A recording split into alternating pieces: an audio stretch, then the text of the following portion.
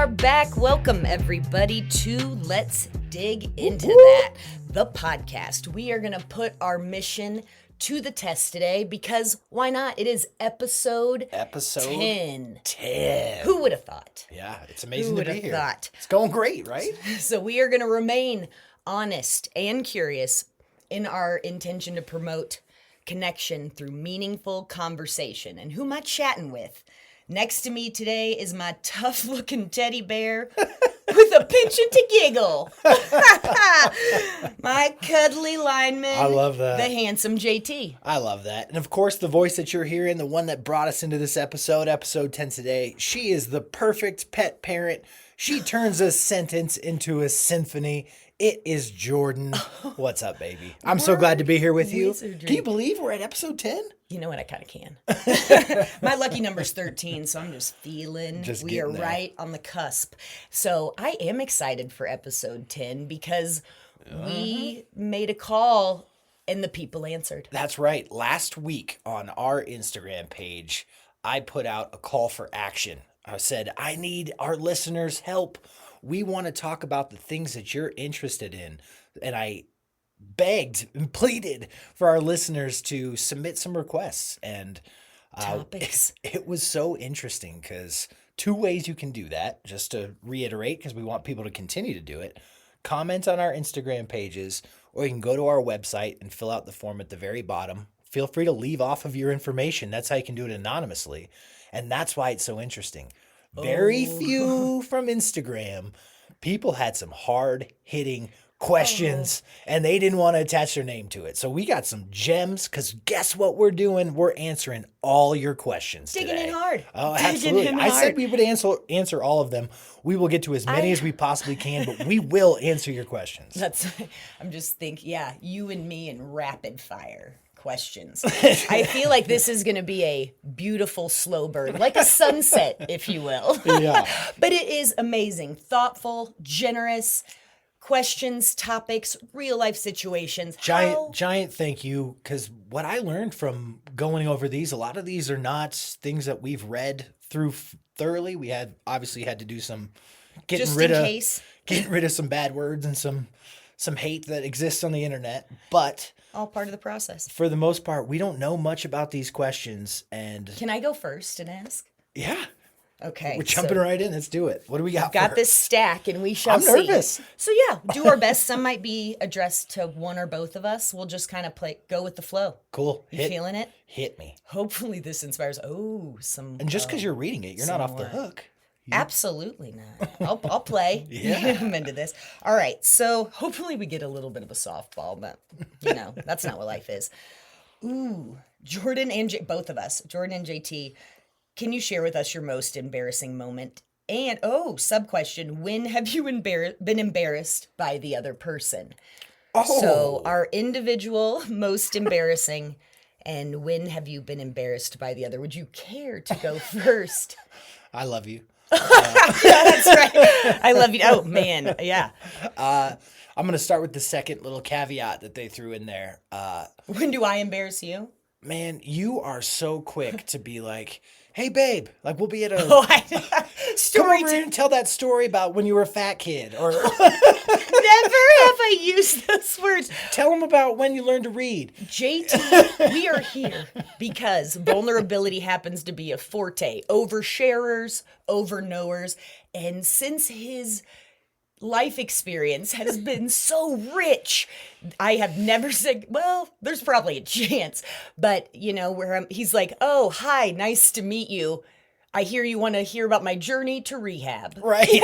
That's exactly And I'm correct. like, JT, you're going to love this guy. Hello, random stranger. Let me tell you about all of my life struggles. Dance monkey. I am the worst. I will work on that a little bit, but you kind of signed up and for. Then I'm going to piggyback on that to go into my most embarrassing moment too. Not as funny, unfortunately, but growing up as a dyslexic kid, they didn't really diagnose me until 4th grade. And so I was doing a really good job sort of pretending that I knew how to read, and I had good friends who were great readers. And anyway, anytime a teacher would call on me to read out loud in class, despite knowing my circumstances, that still lives in my heart. It was so mortifying for me to, I hate hearing that. and I would pass every time, and then it became a bigger issue, and it's just Like when a I little think embarrassment, getting picked on for the pass. that's where my mind goes to every time. And Yeah. as you know, we have dyslexia.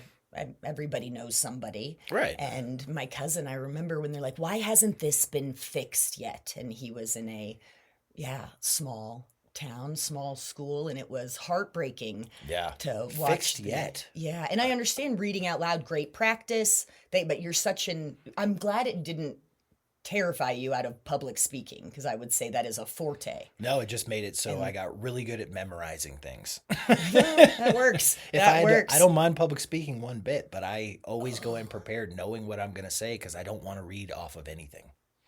Yeah, not a teleprompter king. No. Yeah, in case anybody thought this was scripted. Ha ha! Yeah, not a chance. Okay, But so how about you? We can't move when on. have you been embarrassed? So when have you embarrassed me? Oh God. my lord. Kind of a layup here. JT's enthusiasm at public events. I will give you the benefit of he's always positive. He is not a mean-spirited. If he's upset about something, usually he's going to keep his mouth closed about it, which I appreciate. Manners matter. And so I'm talking concerts, festivals, sporting events, all of it. He will he's a head taller than me, so above my head, all of a sudden I will hear, I'm going to try not to ruin a listener's ear, I am having a really great time. I saw what you did there, drummer. You nailed that last riff. And he is, yes, good call, ref. That was first of many, I hope, in this game. It's still kindness. It month. is kindness. It is at a volume. Giving him and compliments. it is somehow, I'm mortified, but I'm like, yeah, that's my giant Asperger, baby. Don't worry. It's pure joy until it's not. At sporting events, I like to politely tell the referees why they're wrong. Pardon me, sir. I strongly disagree. You do? Those are the exact words. Again, at a volume meant for the opposing fans on the other side of the field. Okay. So, good yes, to know that that's embarrassing. I'm hoping it wears off. Nope. And then my most embarrassing moment, we're cruising through these, slow burn. We'll keep a clip here. The first one that comes to mind, middle school sucks. And it's got to be at least. It just sucks. And so our middle school sitch was like 6th and 7th grade in one building. I don't remember which of the two. But my mom drops me off for school, and I had to give public speaking a presentation that day of some sort. Okay. And I had to wear a freaking skirt, and I was not into I know this story. I know feminine attire. I'm so embarrassed. Like, talk about an impulse of just Lucifer living inside. So I'm wearing a skirt with my Umbros underneath because I am Jordan, and that's the way it is. Umbros making a comeback. And so they were the smaller Umbros, so they kind of stayed under the skirt. Anywho, jump out of the passenger door, the wind kicks up, my skirt blows up to reveal my Umbros, big freaking whoop, and my instant response is to turn back into the car and scream, I hate you at my mom. As though she invented the wind. Yeah. And so I screamed, I hate you.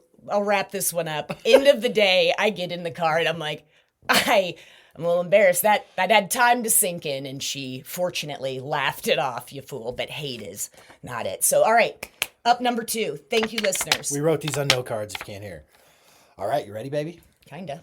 This one, again, is about us. It seems like our listeners want us to fight. I'm in.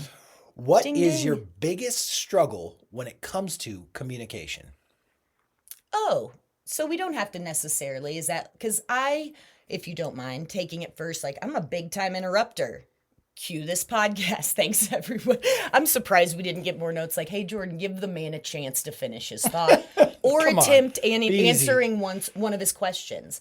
And that is, it has been proven as evidence here. I guess you don't prove evidence. It is evidence on the podcast that I am developing my rebuttal, my comeback, my point I can't wait to change your life forever as opposed to listening.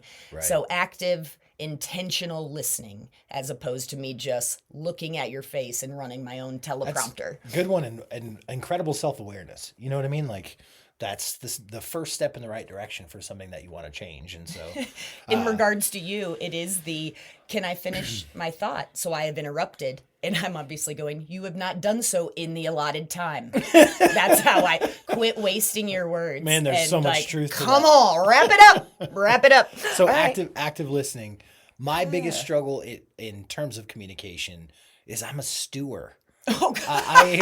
When we have a disagreement or an argument or something goes wrong, I am not the kind of person that like feels better with time and space. Stu gets better with time and space. You do not.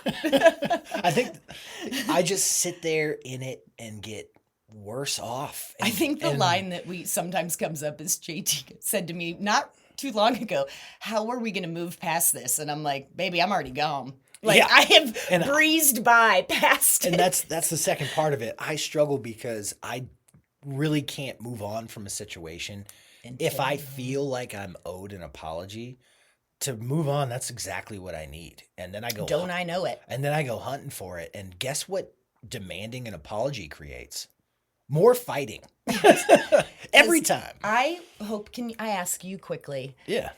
do you feel I'm a decent apologizer? Yes, but we have a different style of communication. And so I want the apology now. Oh, I'm not willing to give you what you No, want in this department. No, And so that's not my question. We, just like what we're trying to preach, we are continuing to be vulnerable with each other and connect and try to overcome this problem where you are someone that does a lot of, introspective work on yourself in your alone time. You need the space to really think about what's going on, and that's how you get there. And after that happens, yes, you are a phenomenal apologizer. But in the moment, I'm not going to SORRY. Yeah, you hate that Kiss word. my ASS Yeah. is how I feel. And I totally understand that, and that's why we work together. We talk about it, and it will always be a struggle for us, but we will learn how to handle it. The finessing appropriate way. that's lifetime work. But Exactly. I think we've got a decent handle. At least we recognize it. But it's true. When he wants, I know I could end everything and just fall on the sword. And I will if I've done something. But if I, with that introspection, feel like, you know what? I feel I was in my lane there. And again, we say I'm not saying it. We say we dig deeper. Let me be more specific. Because I stew, something that I need to do is practice mindfulness. And in those moments when you need space so you can cool off, I need to do the self-care of being mindful and getting my mind in a different spot. And so if our listeners were curious, that's exactly what I do is I know that I'm the stewer, and that's what I have to focus on is I pick a coping skill, kind of like listening to a book on tape and sort of doing a meditation while I have something in my ears. That's what's working for me right now. That's a great one. Yeah. Yeah. So you having this mindfulness move as a way to improve, would it be helpful in the heat of the moment if I just said, go stir your stew? No. Okay. All right. That's going to make the stew boil over. Oh, noted. All right. Oh, this is funny. If you had to identify a hero, living, dead, or animated, love this, listen, who would it be? If you had to identify, so I'm not sure. So yeah, maybe that's hard to go with just one. I feel like it's going to change throughout my life. You know what I mean? Like, yeah, if I had to say your heroes, I feel like there's just, we pull so low. this is funny, and I bet you know where I'm going because I was like, are you thinking of mine or yours? I don't made know. this proclamation the other day, but I do know. everyone who's inspiring me right now is a badass lesbian. Yes.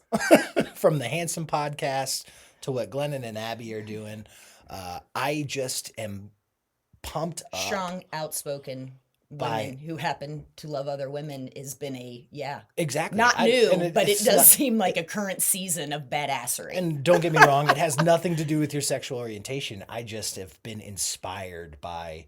No, it was a revelation after the fact to be like, huh. Well, I think what I said to you is like, am I a lesbian? Like all the people Right. that I'm like digging right now. So as you have sided with yours, I'm just like, okay, this is interesting because everyone who came to mine, I'm like, who I want to have for tea? Desmond Tutu, you know it. Yeah. He and I shared eye contact briefly at an event in Denver, and I still feel like a little bit of glitter bus. Your humanity is wrapped up in mine. Yes, he keeps me centered. But I also, how about the first time you met my mom? Thinking about heroes. I wasn't there.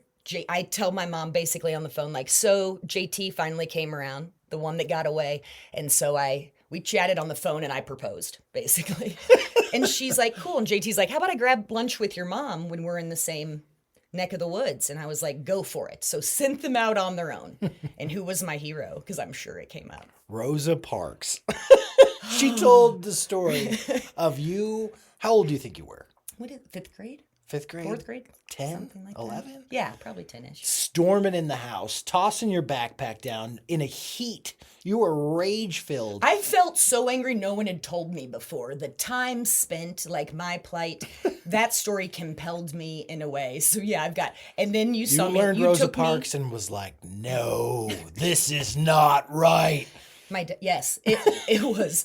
I wanted to bang some heads together, and so my mom, I believed. So she's like, yeah, sat down. JT's like, so Jordan tell you about Rosa Parks, and guess what? I had already talked to you, right? And yeah, I love just envisioning you, this little 10-year-old. You have that skirt on from your embarrassing story in my envision, and you just come in and you're like, forget this nonviolent protest nonsense. We're going for it. Exactly. It's time to rattle some cages here. Let's amp this up. Yeah, and then you took me to a beautiful, beautiful farm to listen to gorgeous music when we were on vacation to visit your family.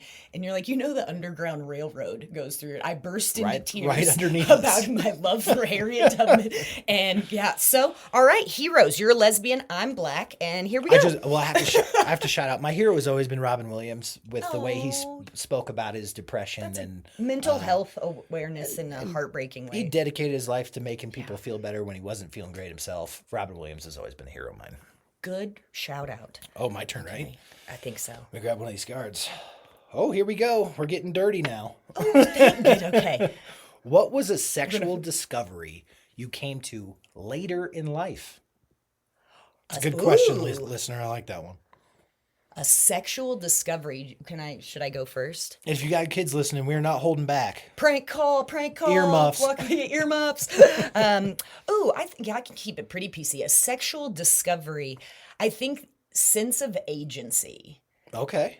Is what I'm thinking. Like in the beginning, this is a brand new concept, and this is something we're doing together. And I think as a people pleaser, there's a lot of, it was important to me to be well received, good reviews, 5 stars on Yelp, kind of a moment. And so I think that I wish there was more empowerment and maybe I missed it. And I didn't feel by any means like I was this dismissive, I don't know, but I was just it was important to me to cater to the other person. Thank you for finishing. So agency, I think, is a discovery I wish I would have been yeah, so later, this is mine. Later in life, you've learned, say what you want, go get it. Exactly. And nice. I like that. And so it's beyond just the sexual discovery, but just that agency of my sexuality, maybe. That's a good one. My answer's not as good. Okay, well, I hope this is that I go heavy, and you. Yeah, I hope yours is a little funny. It's more of a reframe when it comes to sex, but with maturity, I actually think of intercourse, the actual act, P and the V. It's sort of the cherry on top, where earlier in life I used to think that was. You weren't educated on the foreplay department? I understood foreplay, but hey, it's okay if she gets all the way there before there's any penetration. That's a plus. Yeah. And so I guess what I'm saying is check. I used to think that the actual act of intercourse was the conclusion, the big ending. And in reality, sometimes no, it doesn't have to be. I think that's the cherry on top of the whole experience. It's so much more than just. Excellent. Yeah. All right. Okay, I'm going to keep our pace going. All right. Sorry to shut you down there. We're still on sex. I just got married. I hope so. Okay, question. I just got married and didn't realize he kept bad behaviors hidden from me. Any advice? Ooh, that's tough not knowing the specifics. Hold on. I made a tiny note because she was kind enough to include. I happen to know a she. And sloppy. I think the veggie straws when I said I found you put snacks in a clothing drawer. What? Yeah, we won't even circle back. So sloppiness. So she just got married. They just got married and didn't realize there were some bad behaviors. Can I start? Yes. First off, there's some big no-nos. Dudes are messy, and it's a problem that a lot of people deal with. But what I want to say is never start on the passive aggressive level. That's going to actually perpetuate the problem and make it worse. But if you can have a candid conversation and express, like, hey, this is really bothering me and I'd love for you to do a better job, I think you can approach that with some kindness and make sure that you're heard. I'm not sure that that's going to fix the behavior because you're working on years and years of correction. And so then the next thing that I would offer advice on is offer a space that he can kind of have his own and that doesn't get in the way of your routine and cleanliness, and let that be his space. And then your reminders can be so less frequent that it doesn't seem like you're nagging. It doesn't seem like you're trying to change something. It's like a slow process where, Because you know, cohabitating tricky. Yeah, it is tricky. My expectations are ridiculous. I expect my puppies to behave like they go to private school sometimes. yeah, but give him a space where he's allowed to be sloppy still, and slowly work on just that space. Do you want to mention where we're recording this podcast? We're in the music room, the music studio. Was the space we have allocated for my messiness. It's fair. Like, that's a tricky one. And if somebody came back, if I was like, man, you're sloppy, and I don't think I'd use that word, but like, hey, it would mean a lot if we could kind of work to keep the coffee table or whatever, the kitchen counters clean, that if the other person responds with, that's just how I am, that's a whole different it's a different issue ball there. game. But I'm with you on the passive aggressive path. That's hard not to turn into a really icky, resentful behavior. I'm going to give you a mad prop moment. JT's like, so I have an issue that I never really close drawers all the way. And he told me like on move-in day. And I was like, that's weird. Now that you recognize it, go ahead and close those drawers. Well, do you remember And it is a thing, and it hasn't, caused anything to tip over. But I would say that it's occasional versus every single thing. Cabinets, drawers alike. Well, do you remember the first time? Sorry, I interrupted you. Yes. Do you remember the first time you folded my clothes? You used all of your appendages. Okay. It was like you were folding not a towel, but like a blanket. And it was my shirt. And I like, oh yeah, I struggle to close the drawers all the way. Not because I don't push them in. My clothes don't fit in drawers. Maybe I was talking silverware drawer. I was talking silverware drawer, but the first time I folded a shirt, and I think he was in a sad moment, and it was one of your like sad shirts, and now I get it. I had sad pants. We connected, and I had to like hold it up with my hands, and then I kicked one leg around. It was like freaking giant origami, and it was awesome, and I fell in love. Last before we move on, look at this room right now.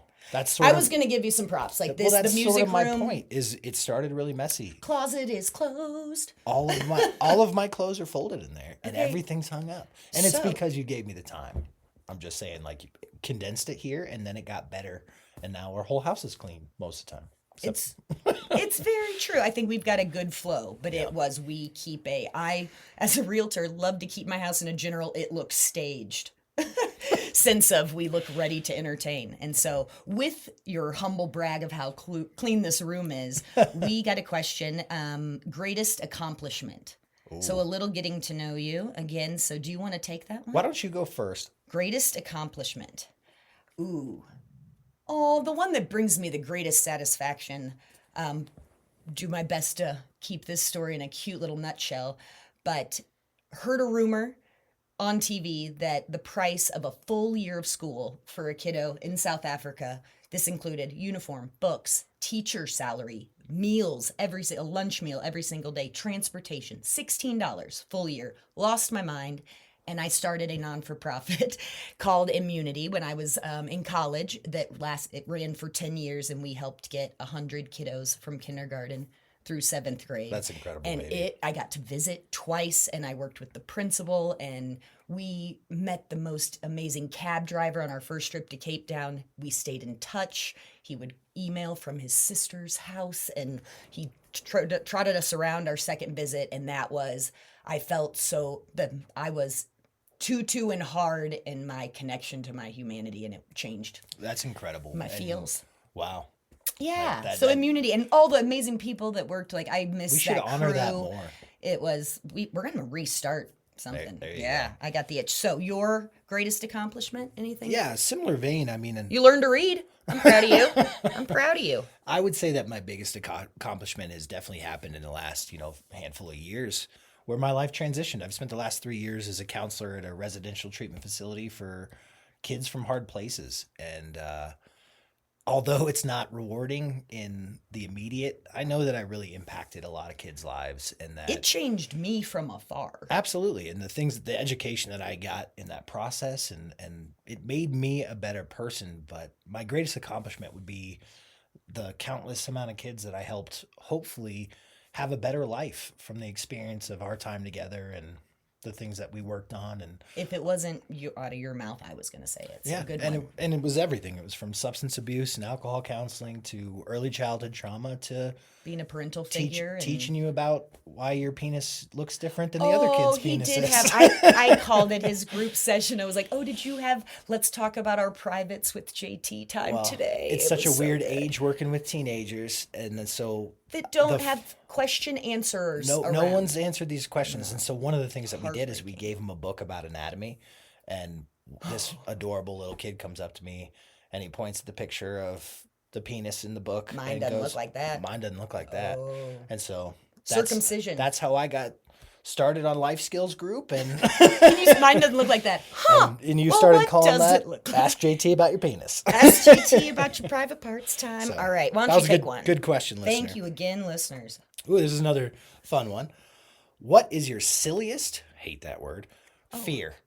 Oh yeah, Your I got goofiest? it. What is your silliest fear? Oh man, do you have one? Well, I mean, I've got some.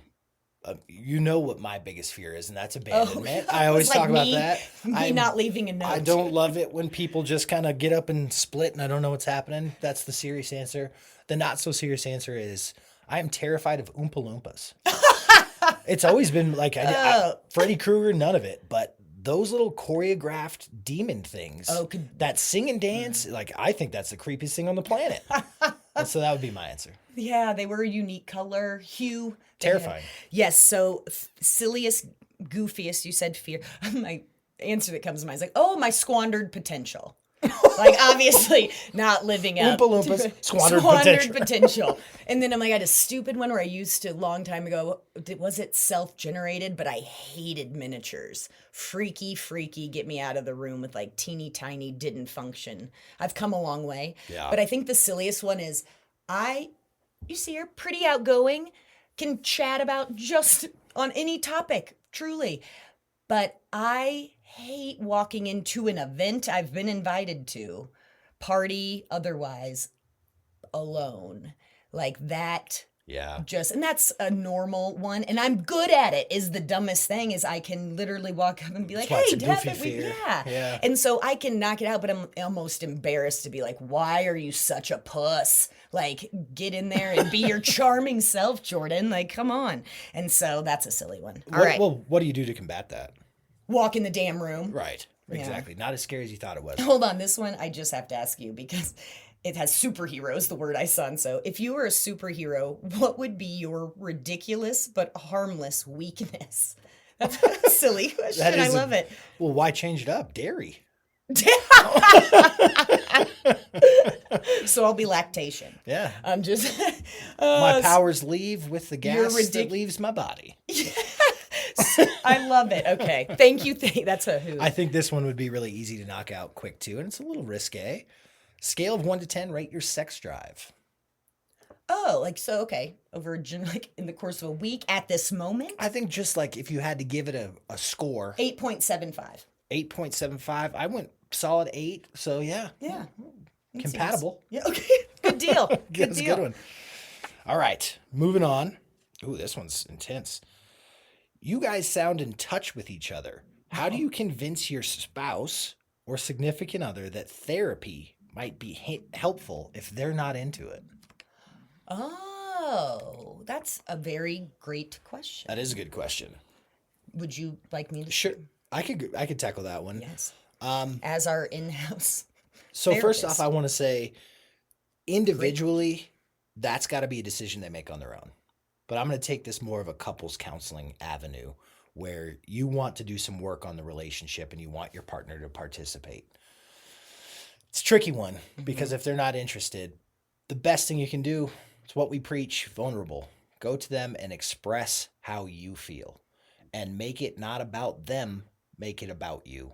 These are my needs. And I think my approach, I'm so grateful that this is such a wonderful topic because it is I feel like I'm investing in I care, I'm taking these steps. And so if you could come with, it would mean so much to me. If you could join me for these 2 or a certain number, these 3 sessions, that would, and we can discuss it again there. But this isn't a punishment. This is because I want you and this is because I love you to be more connected. And that's how you have to frame it in that situation, because individually you can't really approach someone and be like, hey, you need therapy. And they're not going to get anything. You can try. They're not going to get anything from it if that's their mindset as well. Like, they have to be willing to do the work. It has to be something they want. And so if you can approach them and make your desire their desire as a team, that's what you're working for. Is like, this is what I need because it strengthens us and I love us. And it's so helpful to have a third party provide that direction as opposed to you coming home and regurgitating, hey, let's try this tactic. I mean, great effort, awesome, power to you. But having this part, okay, for this week or this month and trying these things, it's hard to get up. You have, someone, an authority in charge a little bit. Right. I don't want authority, maybe an emotional guide to kind of direct you. So, and it's hard without knowing all the specifics, but I wish them nothing but optimism and luck and gentle approach. I'd say pick the moment, and my, again, one-liners. So here's the thing. And if you can make a date, like, hey, when we go to this session, maybe we could grab a bite of dinner out and about somewhere new afterwards, different environment, or go on a little walk if the weather's right, and just try to make it suck the least if they're giving you a lot of pushback. Exactly right. All right, should we try to, we're doing, okay, a couple more. I think you're up. You got one? We're never going to make it through. How lucky. We feel so This much. is amazing. The connection, because again, you're out there. Amazing humans out there. We feel so grateful. Most recent weird thing you Googled. That was a great one. I know mine. Is this bear shit? Yeah. And we did find a weird ass led pile me on down our brown property. and black. Should have been more specific. And so what'd you learn? I think we have a black bear I think we situation. got a black bear too. But mine would be, who the hell is Chappell I still don't really know. She's a singer? yes, SNL, baby. Yeah. She's a force. And is she... We're going to have to do more Googling. I'm not Okay. going to be but yeah. She's like outspoken and cool Giving me- and... Well, I'm going to Giving learn me more sequin about life Chappell and owning a stage. Okay. The little bit that I've seen, I very much liked, but that's all I know. There's another really quick one. Go-to dance move. I can do yours. It starts in the wrist. He claims it's because he's a drummer. That's where rhythm comes from. I'm just saying. His wrists get going like he's where got rhythm this comes teeny from. tiny maraca. Shake it, shake it, Yeah. shake it. What's my go-to then? Probably the hips or something. Ooh, I like the shoulder action. It starts in your shoulders, it moves to your hips, but really, you're all working to get that booty moving around. Yeah. Yeah. I mean, it's just it kind of helps with the, but like a hula hoop. Once you get that flow going, I like it. But go to dance with any of them, all of them. We should dance more. It's good for you. It's good for the heart. It's good for your soul. Not a problem. I'm in. All right, here we go. If you could live in any sitcom, that's funny. Which would it be? If you could live in Kramer's friend. I want to be Kramer's friend. Seinfeld? So bad. You want to live in? I just want to hang out with Kramer. I will say that I think we're both going to end up in that season of that season of TV because it's like pre all of the Love Island type. That's not a sitcom, but like whatever the shows know what are that is. blind. Apparently they just are putting horny, beautiful people in remote places. I think there's a lot of shows of that vein. yeah, but I think, yeah. Golden Girls, I'm sorry. Oh, you'd be around. Would you be old with them? They were all like 50 at that time. Isn't that amazing? But come But you get on. my point. If you were in that sitcom, would you want to be like Oh, caring speaking for of them, or would you handsome want to and be our old? love, did you hear Fortune Feimster's Designing Women shout out? That'd be another show. There you go. Sugar bakers. I mean, sign me up. That would be great. And I also think of current time, you and I both fell hard where Ted Lasso might have been a moment you in the coaching. If I could play for Oh. Coach Lasso, that would be Her. pretty I know. awesome. Her. And then on the Using Your Powers for Good, Maya and Loot, the TV show Loot, where she has Maya all Rudolph. the monies and gets to David Chang shout out again. use her powers for good. And so, all right, I think we are So getting Jordan's answer is anything from the Murphy Brown era. I can't believe I didn't think Candace Bergen in the. Yes, okay, that's a too long of an We've answer. lost all right. all of our younger audience. Murphy who? I know. Oh, so good. All right. I'm going to get back on these Q&A. Ready? Would love your thoughts seriously. on how to tell your good friend they are making a mistake by being with their current partner. Ooh, good one. That's really tough because first off, So you got a good friend and you are not feeling their plus one. the underlying question to that question is it your place? And that's a really tricky situation because I don't know the answer to that because that's very circumstantial on whether it's even your place to intervene. But if you feel that it is, I'm going to say the same thing I do about pretty much every hard conversation. Honesty is the best policy. Approach it with kindness, gentle, caring. You're not coming them to criticize. You're coming them like, are you happy? And so approach it like a check-in rather than you're making a mistake. If your concern is for your partner specifically, I'm worried about you. I'm noticing your, I just not care your about usual you. vivacious. I just care about you. I That's a want you- really hard place to be. I want you to be the happiest, and I'm just worried that you're not. And I just had to, as your friend, I had to check in and make sure everything was good. That's how I would approach that conversation, as opposed to criticizing. Or just bad mouthing him don't and be jeopardizing your friendship. Jeff is an effing tool bag. What are you thinking? Isn't going to go well. Yeah, and I don't want to, I care about you is because it of course happens. ish. Yeah, It's hard conversation. And it's such a crazy question too, because the answer, if it's safety or your well-being or health, that you go from you have to say something soon and do the best you can to be compassionate and sensitive, etc., or so say something immediately or keep your mouth zipped. Right. On the other end of pray, light a candle in the hopes that they dissipate and fade out. But yeah, if you can.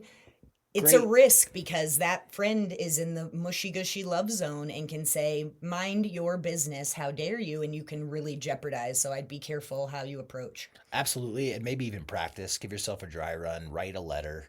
This is a great practice for mindfulness, for your mental health. Write a letter. Decide if you want to actually give it to them or That's not. a great idea, yeah. And you can kind of practice your language and how you would approach. So, Okay, I think time-wise, we have two more. I think Okay. oh my goodness. All right. This one might circle back. That's such a huge topic. I have a feeling that's going to lead to a full pod. that might be a full episode. Because how right do there. you end friendships that you're looking like if you are looking? That's another one that I think we. Is that the yeah. next question? How do you It came end? up in our mix, and so I think that Wow. one might. So we're gonna hold on, but I have one here that you were talking racy. Okay. Because that one's going to. I think you did a great job there, and so that's such a tricky spot. And you're like, or you could just come at him and be like, "What a wank," and just that's always an option. Again, situationally, your friendship, your connection with that person. Everything starts with connection. Like in TBRI, trust-based relational intervention, the schooling that I've gone through in trauma-informed care, it's a catchphrase. They actually have stickers that say, to correct, you need to connect. And so that's... And you aren't trying to correct your person, though, your No, friend. but you get that. It's designed for children. Yes, yeah. But the, Sorry, I didn't mean to. but the principle is the same. Principle is the same, and I agree. We're opening this conversation with, I love you. Right. And this is where I'm coming from. All right, switching gears a tiny, thank you. Looking for some advice about how to talk to my teenager about sex. Well, we've already gotten into my background. This is something that I've had to do. So we did get a second write-in for, hey JT, I'm a single dad with 2 daughters. Oof. There's a lot of questions. And we're talking about sex. I think we're getting there was a teenager about sex, and then this one led to, I'm a man trying to talk to these girls. One of them's going to start their period soon. What do I do? So first off, let me say, you are the adult, and you have to be comfortable talking about the uncomfortable. it's not something that you can shy away from, because if you don't do it, they're going to figure it out and it's going to be unhealthy. It's kind of like in my schooling, they talk about healthy touch. If you don't provide healthy touch, they will find it elsewhere and it will probably be in an unhealthy way. And so you have That curiosity is Yeah. human, and it's really you have an opportunity that you cannot shy away from, and you have to give all the details, and you cannot be shy about it. It's so hard to do, but you have to answer it. You have to keep a straight face and not giggle about these things. You need to, it's biology, and you need to approach it as that. And it's your opportunity to build upon a relationship that will set the precedent for what's going forward. And so when we can have hard conversations like the sex talk with our kids, talking about exactly how a tampon works to a girl who's about to have her period, man, it is, don't think I'm, saying it's easy, but it's don't miss the necessary. opportunity to have that conversation. Make sure that that teenager feels comfortable coming to you with everything. How cool that this dad gives a shit enough to be like, this is going to be a nightmare. And I hope that friends, and it is hard. It's hard. And you said the word biology, and I remember a time we were chatting about something similar, like how it could have been done differently and how those conversations play out. And you were like, I would leave. My plan was leave all the text, like pages open, printouts, and be like, I'm going to leave you alone with these, and then I'm going to come back and we'll have a talk. Is that kind of, I thought that was pretty good. It can definitely go there, because when you do have the conversation, prepare yourself. I actually highly recommend visual aids. And yes, this is going to embarrass the hell out of your kids, but it's necessary. And you're not doing anything malicious, but it's information they need, because whatever your beliefs are, teenagers are going to have sex.